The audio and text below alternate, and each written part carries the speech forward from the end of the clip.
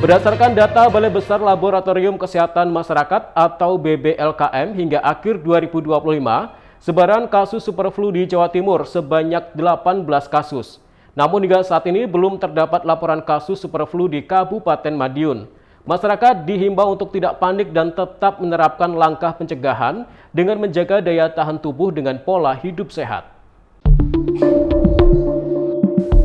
Berdasarkan data Balai Besar Laboratorium Kesehatan Masyarakat atau BBLKM, sebaran kasus superflu di Jawa Timur sebanyak 18 kasus, disusul Bali dan NTT 2 kasus, serta NTB 1 kasus. Sementara hingga saat ini belum terdapat laporan kasus superflu di Kabupaten Madiun. Di Jawa Timur, dari total 18 kasus yang terkonfirmasi, jumlah pasien perempuan dan laki-laki tercatat seimbang, masing-masing 9 orang. Superflu merupakan varian baru hasil mutasi genetik dari virus influenza H3N2. Meski disebut super, penyakit ini tidak lebih berbahaya dibandingkan influenza pada umumnya. Namun tingkat penyebarannya dinilai lebih masif dan lebih cepat, serta tidak mengenal musim tertentu. Gejala yang ditimbulkan juga serupa dengan flu biasa, yakni demam di atas 38 derajat Celcius yang disertai dengan batuk kurang dari 10 hari. Timur ada 18 temuan kasus, tetapi di Kabupaten Madiun belum ada. Nah, usaha yang sudah kita lakukan adalah memantau perkembangan kasus influenza, karena ini kan masuk kasus influenza ya.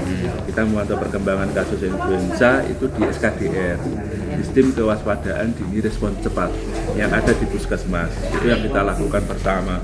Kemudian yang kita lakukan kedua, koordinasi dengan lab di Puskesmas, apakah ada kenaikan signifikan dari uji lab yang terkait dengan flu ini, terutama yang dari Surabaya di BBLKM, Balai Besar Laboratorium Kesehatan Masyarakat, di mana biasanya seperti kasus flu yang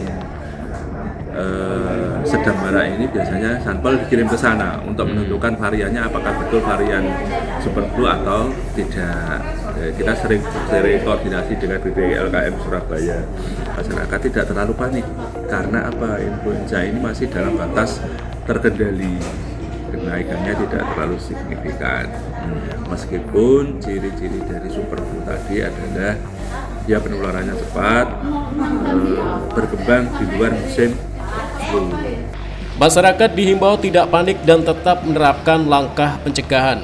Vaksinasi influenza yang dilakukan setahun sekali menjadi salah satu upaya efektif untuk mencegah penularan. Selain itu, menjaga daya tahan tubuh dengan pola hidup sehat dan konsumsi makanan bergizi sangat dianjurkan. Aikal Uda, CTV, Madiun.